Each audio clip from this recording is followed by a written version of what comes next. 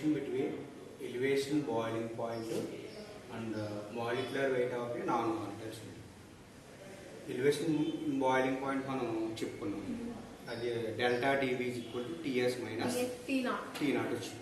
So దానికి అలాగే molecular weight of a non volatile solute అంటే నిన్న డెరివేషన్ చేసి ఏంటి, P naught minus P by P naught is equal to W by M into capital M by capital W. దానికి దీనికి మనం relation చెప్పాలి. రిలేషన్ చెప్పాలంటే ముందు మనం ఎలివేషన్ బాయిలింగ్ పాయింట్ చెప్పాలి. సో ముందు మనం ఏం చేస్తుంది, ఏదైనా ఒక సొల్యూషన్ ఫామ్ అవ్వాలంటే మనం సాల్వెంట్కి ఏం యాడ్ చేస్తామంటే మనం సొల్యూట్ యాడ్ చేస్తాం. ఏం యాడ్ చేస్తామమ్మా? సొల్యూట్ యాడ్ చేస్తే మనకి ఏమొస్తుందంటే మనకి సొల్యూషన్ వస్తుందమ్మా, సొల్యూషన్ వస్తుంది, అంతే కదా. దీన్ని సొల్యూషన్ 1 అనుకున్నాం అనుకోమ్మా. ఇదే సొల్యూషన్కి నేను మళ్ళీ ఏం చేశానంటే ఇంకో small amount of solute add చేస్తాను. ఏం యాడ్ చేశాను? Small amount of solute. అంటే సొల్యూషన్ 1 తీసుకున్నాను. సొల్యూషన్ 1కి నేను ఏం చేశానంటే మళ్ళీ సొల్యూట్ యాడ్ చేస్తాను.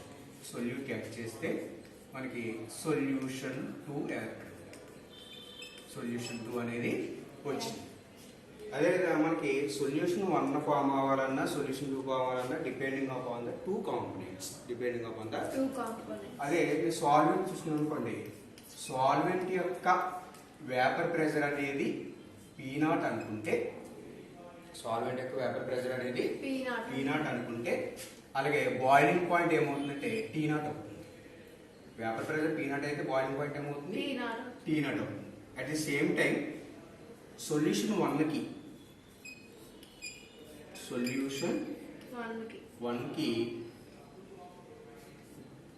వేపర్ ప్రెషర్ P1 అనుకుంటే, బాయిలింగ్ పాయింట్ ఏమవుతుంది? T1. సొల్యూషన్ 2కి వేపర్ ప్రెషర్ ఏమో P2 అనుకుంటే బాయిలింగ్ పాయింట్ ఏమవుతుంది? T2. బాయిలింగ్ పాయింట్ ఏమవుతుంది? T2. సో ఈ రెండాటికి నేను గ్రాఫ్ గీసినట్లయితే, అంటే ఒకటి ప్రెషర్కి, రెండోది టెంపరేచర్కి గ్రాఫ్ గీసినట్లయితే మనకి ఏమొస్తుందంటే గ్రాఫ్ ఈ విధంగా వస్తుంది. ఏ విధంగా వస్తుందంటే గ్రాఫ్ ఈ విధంగా వస్తుంది.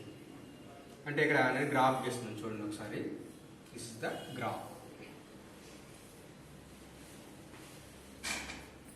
ఇది గ్రాఫ్. దీనికి ఇక్కడ మనం ఏం తీసుకుంటుంటే టెంపరేచర్. ఏంటిది? టెంపరేచర్. ఇక్కడ ఏం తీసుకుంటుంటే ఇది సొల్యూషన్ 2 కదా, ప్రెషర్. సో ఇదేమో టెంపరేచర్. ఇలా ఫస్ట్ నేను ఏం చేశానంటే ముందు సాల్వెంట్ తీసుకున్నాను. ముందు ఏం తీసుకున్నాను? సాల్వెంట్. ఈ సాల్వెంట్ యొక్క అంటే ఇక్కడ తీసుకుంటే మనం మామూలుగా ఇది ఇలా ఇంక్రీజ్ అవుతుంది.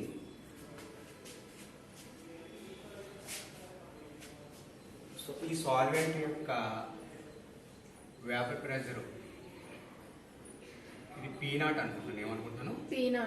అప్పుడు ఇది టెంపరేచర్ బాయిలింగ్ పాయింట్ ఏమవుతుందంటే T0. ఇది బాయిలింగ్ పాయింట్ ఏమవుతుందమ్మా? T0. ఇది టెంపరేచర్ T0. ఇదేంటి? ఇది సాల్వెంట్.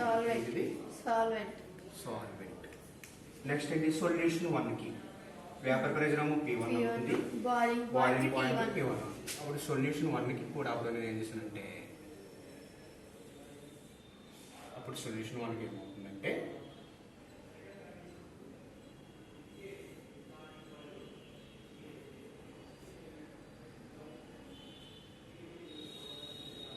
అప్పుడు ఇది ఏమవుతుంది?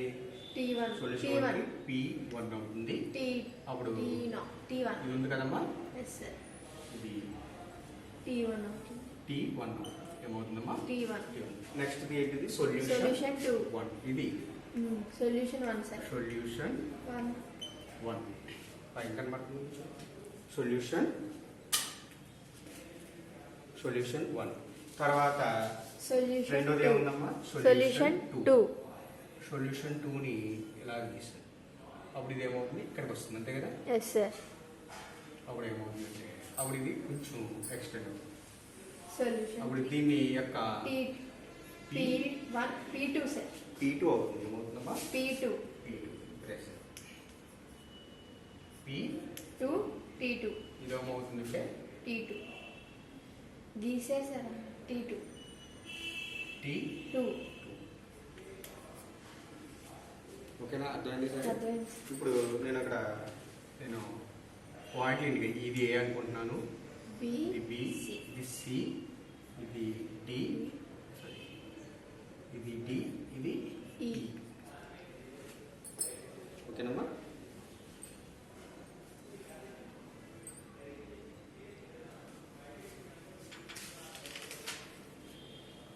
ఓకేనమ్మా?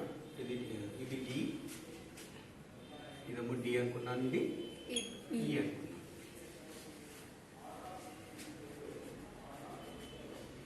ఇది డి, ఇది E. ఈ.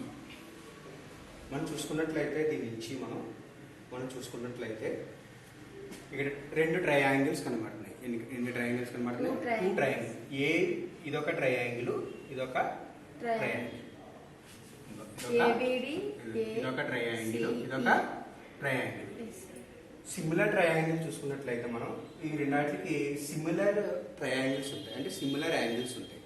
అంటే ఈ ట్రయాంగిల్ చూసుకుంటే ఇది ఇక్కడ ఇది యాంగిల్ అవుతుంది. అవును సార్. ఈ ట్రయాంగిల్ చూసుకుంటే ఇది ఒక యాంగిల్. యాంగిల్. ఈ రెండాటికి సిమిలర్ ట్రయాంగిల్స్ ఏమవుతాయంటే ఏబి బై ఏసీ అవుతుంది. సారీ, ఏసీ బై ఏబి అవుతుంది. ఏమవుతుందమ్మా? AC by AB. Sorry, AB by AC. అంటే సిమిలర్ ట్రయాంగిల్స్ ఏమవుతుంది అంటే similar Triangles. Triangles similar triangle ఎలా రాస్తుందంటే నేను ఏసీఈ ట్రయాంగిల్ ఎలా రాస్తుందంటే ఏబిడి ఇదొక ట్రయాంగిల్. ఏంటమ్మా? ABD. BD and Triangle ACE triangle. ACE. ఈ రెండాటికి సిమిలర్ ట్రయాంగిల్స్ ఏమవుతుందంటే ఏబి బై ఏసీ. ఏమవుతుందమ్మా? AB by AC. AB by AC AC is equal to next AD by A. AD by AE. AD by AE. AD by AD by AE. కనబడుతుంది చూడమ్మా, AD by AE.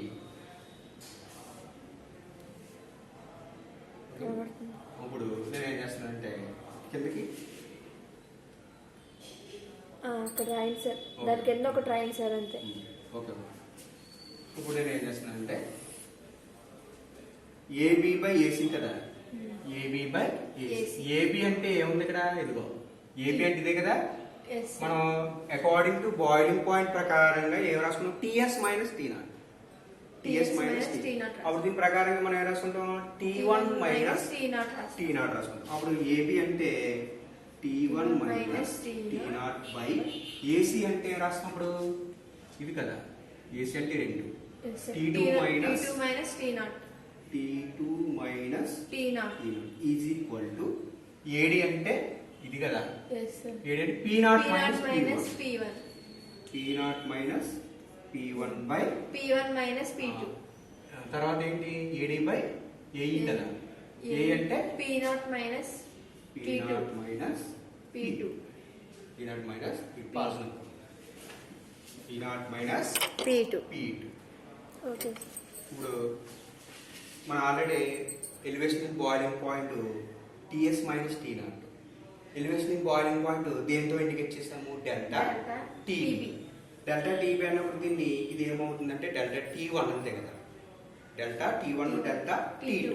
అప్పుడు దీని place లో delta T1 by delta T2. దీని place లో delta P1 by delta P2. అప్పుడు దాని ప్రకారంగా మనం రాస్తాం delta T1 by delta T2 is equal to delta P1 by Delta P2. Delta P1 by Delta delta P2. Delta P2 ప్రకారం రాస్తాం. దీన్ని మనం ఎలా రాస్తామంటమ్మా? మనం delta T1 is directly proportional to delta P1. ఎలా రాస్తాం ఇది? Delta T1 is directly proportional to అంటే డెల్టా T1 అంటే ఏంటిది ఎలివేషన్ ఇన్ బాయిలింగ్ పాయింట్ అంటే దీన్ని delta TB is directly proportional to delta P delta P ఏంటమ్మా ఇది అంటే ప్రెజర్ మనం delta change in pressure delta ఇది డెల్టా TB అని ఎందుకు రాసుకుంటే మనం ఎలివేషన్ ఇన్ బాయిలింగ్ పాయింట్ రూపంలో రాసుకోవాలి కాబట్టి ఎందుకని రాసుకున్నామంటే ఆల్రెడీ మనకు చెప్తుంది elevation in boiling point delta TB is equal to TS minus T0 దీని ప్రకారం మనం డెల్టా TB రాసుకున్నాం అనమాట అంటే దీన్ని ఇలాగ ఎందుకు రాసుకుంటే మనం చార్లెస్ రా రాస్తాం చార్లెస్ రా అంటే తెలుసు కదా చార్లెస్ రా ఏం చెప్తుంది V is directly proportional to T proportional to తీసేది కాబట్టి V1/V2 is equal to T1/T2 అంటే చూడ ఇది ఒకలా ఉందా అంటే దీని అంతటా మనం దీని ప్రకారంగా రాసుకున్నాం అనమాట దీంట్లో అకార్డింగ్ టు చార్లెస్ లా ప్రకారం అంటే అలా వస్తుంది అనమాట so delta TB is directly proportional to delta P దీని ఈక్వేషన్ 1 అనుకుంటున్నాం ఏమనుకుంటున్నామా equation 1 according to Raoult's law ఏంటమ్మా అకార్డింగ్ టు రౌల్స్ లా ప్రకారంగా అకార్డింగ్ టు రౌల్స్ లా ఏం చెప్తుంది P0 minus P0 is equal to small n by n plus capital N so ఇక్కడ n is very is small కాబట్టి decrease అవుతుంది కాబట్టి ఇది neglect చేస్తే ఏమవుతుంది P0 minus P by P0 is equal to n by capital N so దాని ప్రకారంగా ఇప్పుడు ఏమవుతుందంటే మనకి జాగ్రత్త చూడమ్మా ఇక్కడ P0 minus P by P0 is equal to n అంటే ఏంటి small W by capital W by small capital N అంటే ఏంటి క్యాపిటల్ W బై స్మాల్ అది క్యాపిటల్ M దీన్ని ఎలా రాసుకున్నప్పుడు P0 minus P by P0 is equal to small W by small m into fraction ఏమవుతుంది capital M by capital W మనకి ఇది కావాలి ఏం కావాలి P0 minus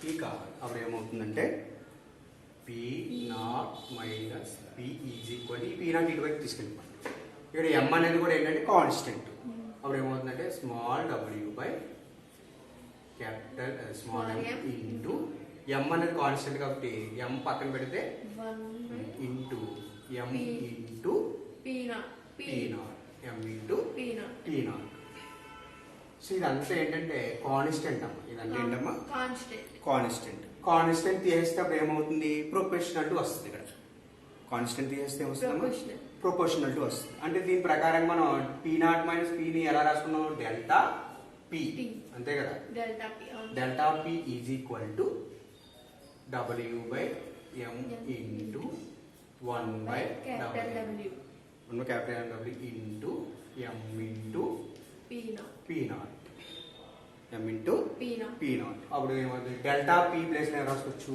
delta P place లో డెల్టా TB అప్పుడు డెల్టా TB అంటే డెల్టా P ప్లేస్ లో delta TB is equal to W by M into 1 by W M into P0 ఇదంతా ఏమవుతుందంటే కాన్స్టెంట్ తీసేస్తే ఏమొస్తుంది ప్రొపోర్షనల్ టు వస్తుంది అప్పుడు ఏమవుతుందంటే delta TB is directly proportional to ఏమొస్తుందమ్మా చూడమ్మ ఒకసారి W by small W into 1 by capital W pass లో 1 by capital W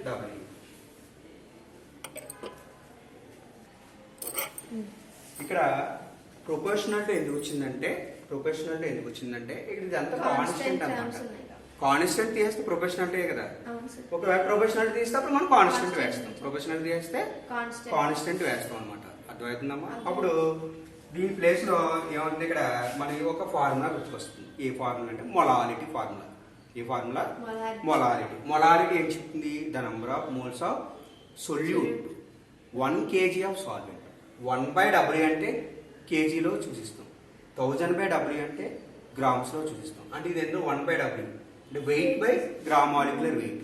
ఎం అంటే ఇది W అంటే వెయిటే కదా, ఇది ఎం అంటే ఏంటి మాలిక్యులర్ వెయిట్. అంటే ఇప్పుడు మాలిక్యులర్ వెయిట్ అన్నా గ్రామ్ మాలిక్యులర్ వెయిట్ అన్నా ఒకటే. ఇక్కడ W అంటే ఇది 1/W ఎప్పుడు చూపిస్తుందంటే సొల్యూట్ అనేది కేజీలో ఉన్నప్పుడు 1/kgలో ఉన్నప్పుడు 1/W చూస్తాం. గ్రామ్స్లో ఉన్నప్పుడు 1000/W అని రాస్తాం. గ్రామ్స్లో ఉన్నప్పుడు ఎలా రాస్తాం 1000/W రాస్తాం. అప్పుడు దీని ప్రకారంగా మనం ఇది ఎలా రాస్తామంటే దీన్ని ఎలా రాస్తాం. ఇప్పుడు ప్రొపోర్షనల్ టు తీసేయాలనుకోండి, అప్పుడు ఇప్పుడు ఏమొస్తుంది కాన్స్టెంట్. ఆ కాన్స్టెంట్ ఎలా రాస్తుందంటే delta TV is equal to constant ఏమంటుందంటే ఇక్కడ కేబీ ఏంటమ్మా KB into W by small m into 1/W capital W. ఇక్కడ వరకు రాసుకున్నాం.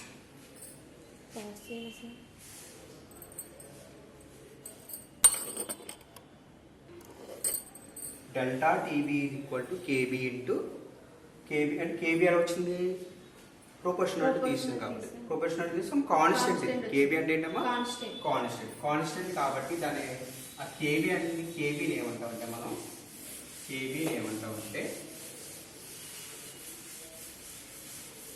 KB is equal to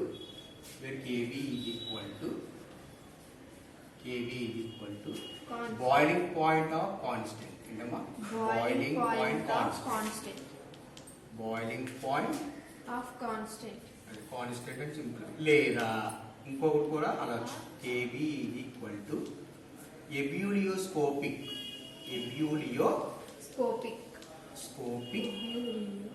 constant అంటాం. Ebullioscopic constant. లేదా ఇంకోలా కూడా చెప్తామమ్మా KB is equal to molar elevation constant అంటాం. ఏమంటామమ్మా మోలార్ ఎలివేషన్ కాన్స్టెంట్ అని చెప్తాం అన్నమాట. అంటే మూడు ఒకటే, బాయిలింగ్ పాయింట్ కాన్స్టెంట్ అన్న ఒకటే, ఎబ్యూలియోస్కోపిక్ కాన్స్టెంట్ అన్న ఒకటే, మోలార్ ఎలివేషన్ కాన్స్టెంట్ అన్న ఒకటే. సో ఇది కేబీ చెప్తుంది అన్నమాట.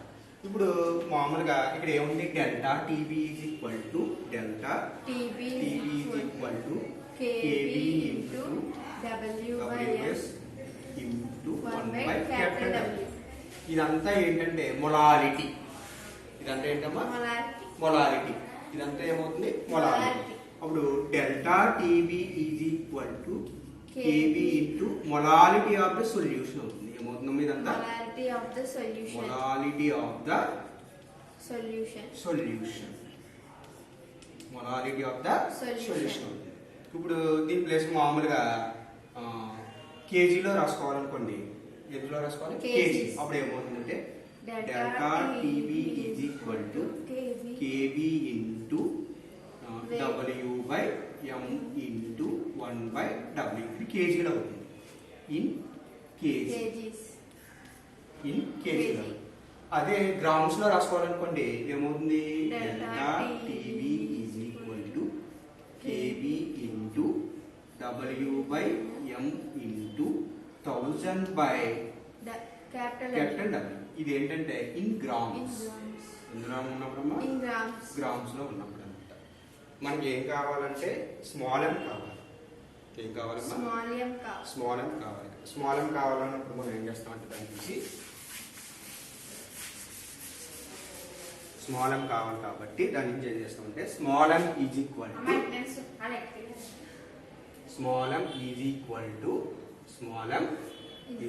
టు ఏమవుతుందంటే మనకి